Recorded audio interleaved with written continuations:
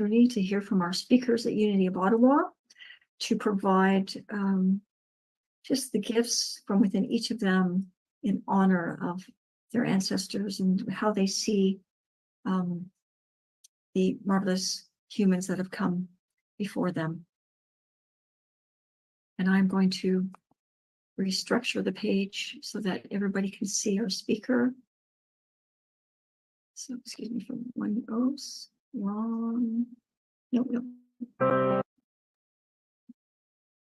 Okay, there we go.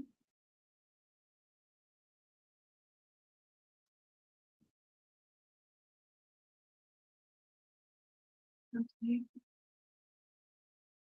So as we begin, I'd just like to say that I'm grateful for the gift of opening this ceremony today. I'm calling it a ceremony.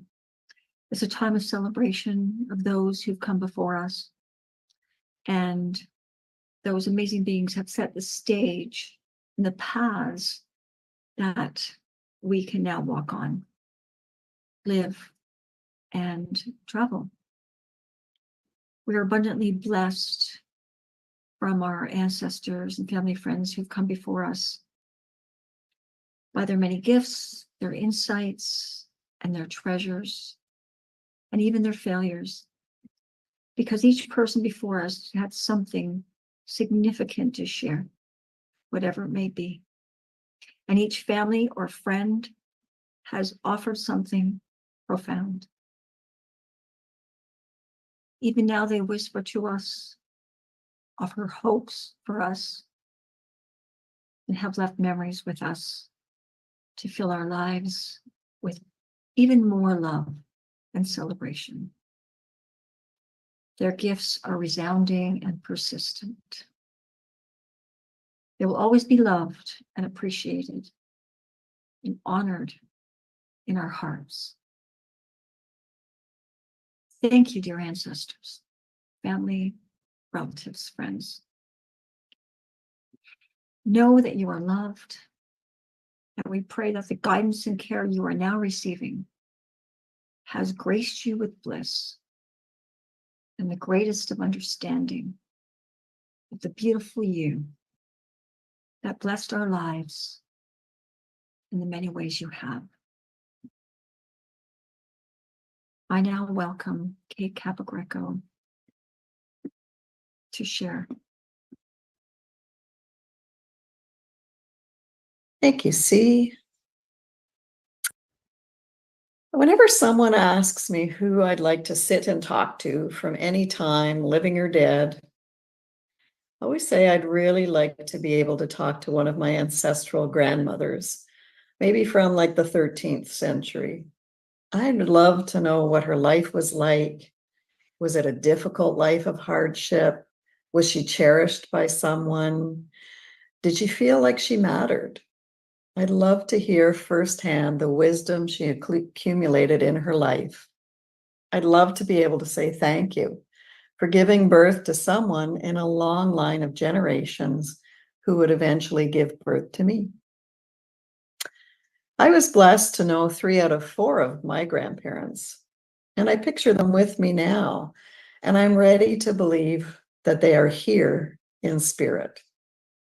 And I wonder about the thousands of other human beings who participated in my creation over the generations. Are they also here now? Maybe as my spirit guides? Do I look like one of them? Have I inherited my laugh, my freckles, my quiet nature from another one? I remember hearing about how the DNA found in a skeleton on the west coast of British Columbia was traced to a woman who still lives in the same area now, 3,000 years later. Can you imagine living on the same piece of earth where your ancestors have lived for thousands of years? The land must just be bursting with spirits. What a sense of identity that would carry with it. I can safely say that I'm the first in my long ancestry to live in Ottawa, Ontario, Canada. But with a little imagination, I can picture my 13th century grandmother. I can feel close to her. And I can feel my place in the world in 2024, where I wouldn't be without her, and where, in spite of the distance through time and space, I can feel her presence in my evolution. And I'm so grateful. I'll pass it along to Deb Maloney now. Good morning, everyone. For me, coming together in community and honoring my ancestors is essential for honoring their memory and recognizing part of them lives in me. This yearly ceremony might entice you and me to look even deeper into our family tree. We can ask the questions like Jan Phillips, who spoke a few Sundays ago, said, explore like pioneers. Why we do what we do and question our thoughts and actions. How much comes from our ancestors? Like Kate says. In the book, My Grandmother's Hands by Rasma Menakam, Rasma says our ancestors, their attributes and trauma are stored within our collective bones and muscles, our nervous system, and our cells. Perhaps we can honor them by looking at their attributes and struggles and learn more about ourselves by answering questions like, where were they born? If not from here, why did they come? Was it to flee a plague, a hostility, oppression, war, poverty? And how old were they? What skills did they have? What education? Why did they make the choices they did? How did that affect how I was raised? Answering these questions of my mother, father, grandmother, grandfather, and also my husband's, I can see the resilience they all had. It's intrinsic in me, my siblings, and I see it in my children, in our children. Once we are committed to a task and have the skills, we put our heads down and do it, no matter how long it takes. I recently found out that at the age of 12, my mother did all the hard work, all the labor that goes into keeping and running a farm.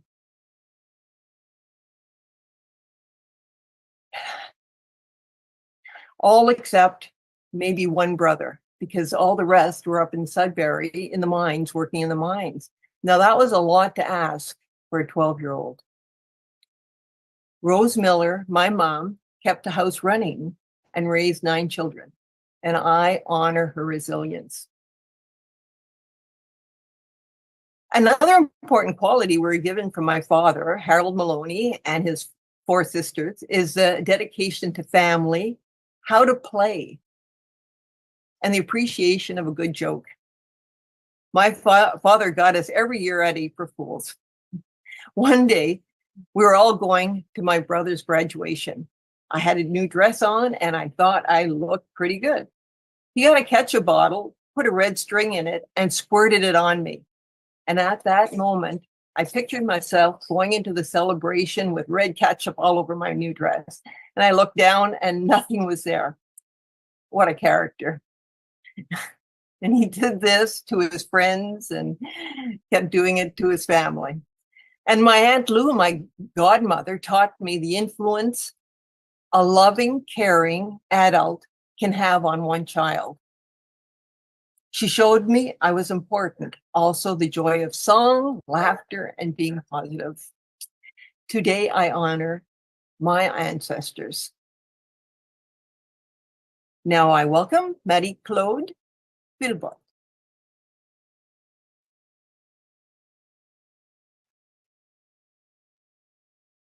Thank you, Deb.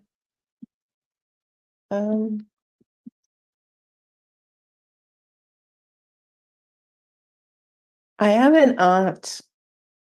There is something different about that one for me. She physically died 20 years ago, but she keeps resuscitating here and there in my daily life. It is as if our relationship keeps evolving beyond death. When she died, she was 80 years old and I was 37. While she was on her deathbed, my son was quite sick, so I could not drive to Montreal as I would have wanted to, and join the other family members in comforting her.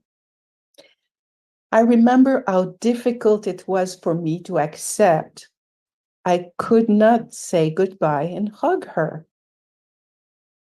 Then I got my own taste of what mysticism can mean. She found a way to visit me in a dream.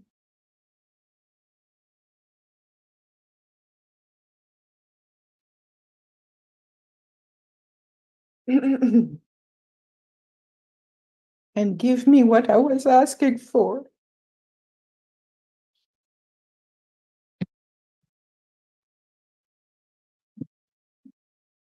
I guess I still need to cry this.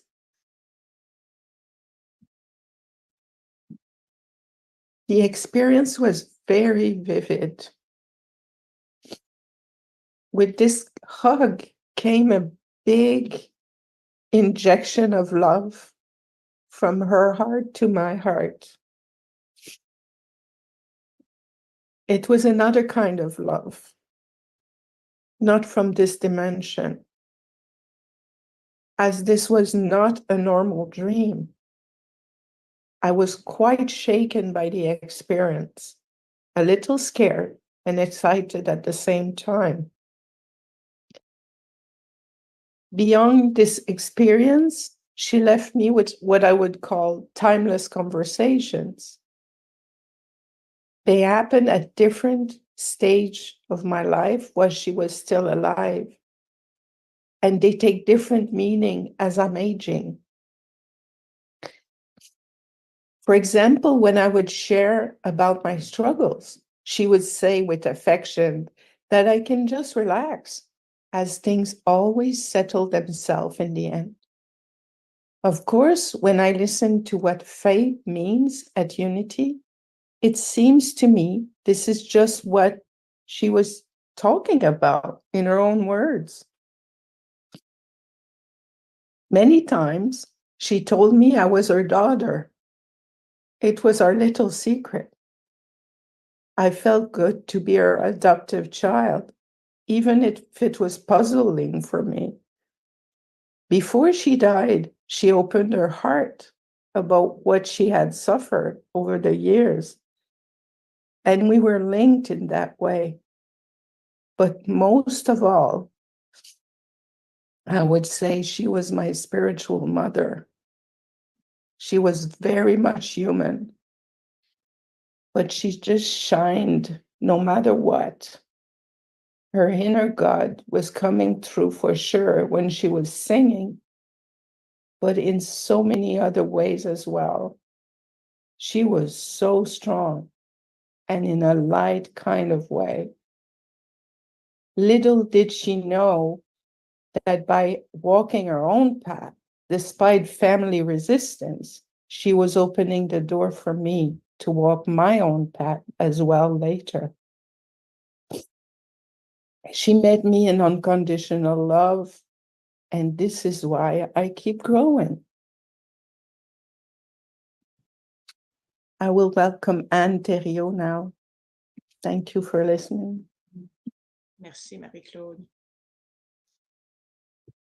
So in my case, you asked me to talk about my ancestors, which to me means talking about death. And I find that that's something I don't want to do. I've been asking myself why. Well, for the longest time in my life, I fear death. So if I ignore it, I don't talk about it, I'm fine. But if you force me to think about it, then it's another thing. Recently, I used a book of Evie Ingraham, a famous Unity author, and I used the book, The Fourth Dimension Plus, that he wrote back in 1931. And in retrospect, the information that I gained from that book that I shared with the class and that the class shared with me made me realize that each molecule inside of me are part of the oneness, which is eternal. I might not be able to recreate myself again, but I am part of eternity. And my family is too. So let me have you picture a tree. Now with these falling leaves, you see that this leaf will fall not too far from the tree, will go back into the ground, and then that will nurture the tree for the spring to bring a new leaf. It's not going to be the same leaf. It's going to be a different leaf, but it will have parts of me in it. So I see my family as that. My family tree, if you want. I am part of something that has been growing for many, many, many years. And for millennia, if you want. This is a huge tree now, right? And when I'm going to leave, I will leave something behind that will nurture and go after. So I'm starting to appease my fear of death because I'm seeing death in a totally different way now. And I see that that tree that I belong to is very present. Every molecule within me has some stuff attached to that tree from the past. So like the speakers before me, I am interested to know, how did my family live before? What was their condition? What was their purpose for them to continue and to thrive through their lives and to live their life? And I'm hoping to just be able to continue myself with that. And I know I carry them within me. You have to realize that about 2 years ago, at this time, I was getting set to celebrate my mother's funeral 2 or 3 weeks after having done that of my father. So it was a trial time. And yet I went through it pretty smoothly. And I think it's because I never wanted to face what death actually means and how death actually plays in my life. And I think that's something that we each need to do at our own pace. And this is what I'm using for today, is to embrace that and see that it's part of life and it's part of my eternity. And on that, I'm passing on to Penny Thompson.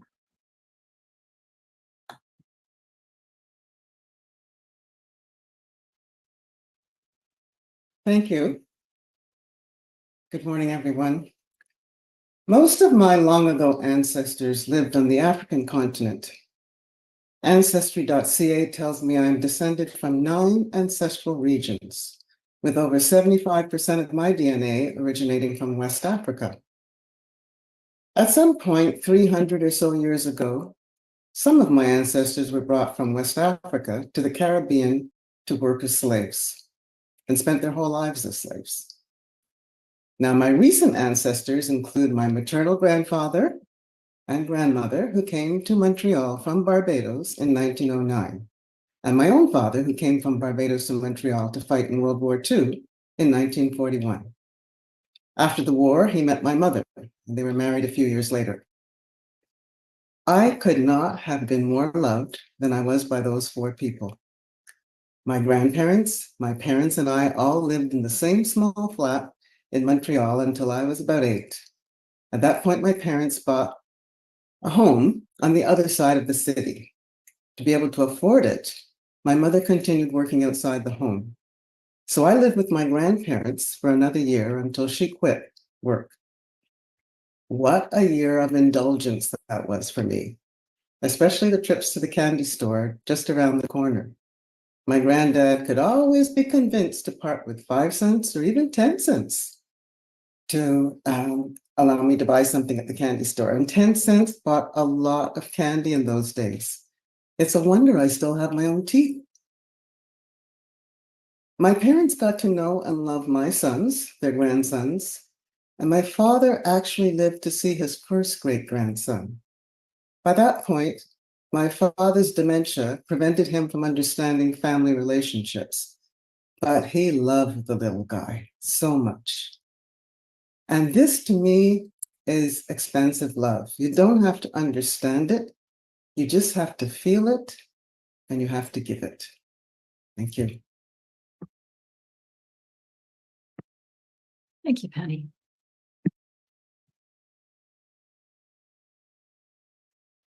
We're so grateful for all the people that we've known, the family who have participated in bringing us into this world. There are countless blessings from each of them, and in honoring their paths today, we are also fostering expression of countless more blessings. I want to thank each speaker today for your gallantry, your love, your compassion. I'd like to share this old poem with you called A Traveler's Journey in honor of those who've traveled this life over centuries. Through valleys deep and mountains high, traveler's path winds 'neath the sky. With every step, the world unfolds in stories new and legends old. A journey long with sights unseen through emerald woods and pastures green. The rivers sing, the breezes call to wander far beyond the wall. With compass true and map in hand, the traveler seeks the distant land where dreams take flight on wings of dawn and footprints mark the path he's drawn.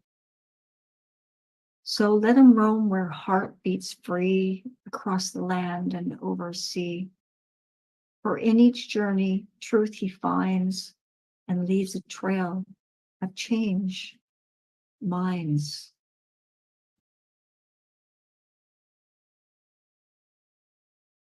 And as my Irish descendants might have said, may the rose rise up to meet you. May the wind be always at your back. May the sunshine warm upon your face and the rains fall soft upon your fields until we meet again. May God hold you in the palm of his hand. And so it is.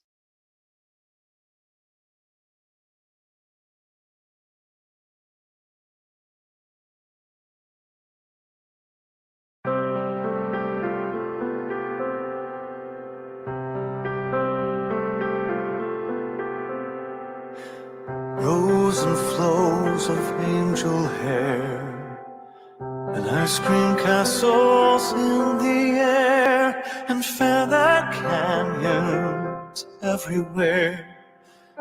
I've looked at clouds that way, but now they only block the sun. They rain and snow on everyone. So many things I would have done, the clouds got in my way. I've looked at clouds from both sides now, from up and down, and still somehow it's clouds, illusions I recall. I really don't know clouds at all.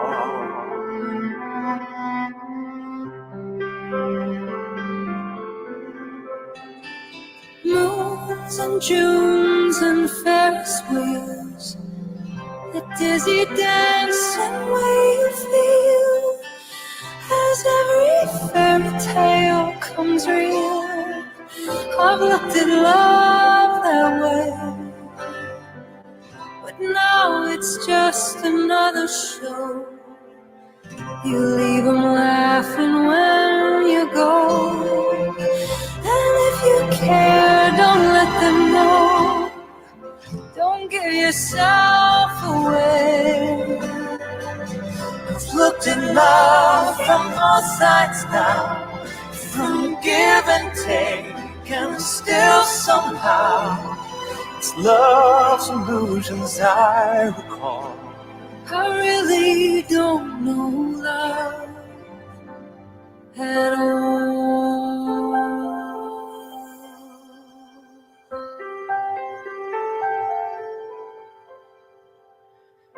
Tears and fears and feeling proud to say I love you right out loud. Dreams and schemes and circus crowds, I've looked at life that way. We're now old friends, they're acting strange. They shake their heads, they say I've changed. Well, something's lost, but something's gained in living every day. I've looked at life from both sides now, from win or lose, and still somehow It's life's illusions I recall. I really don't know life. I've looked at life from both sides now, from up and down, and still somehow it's life's illusions I recall. I really don't know life at all.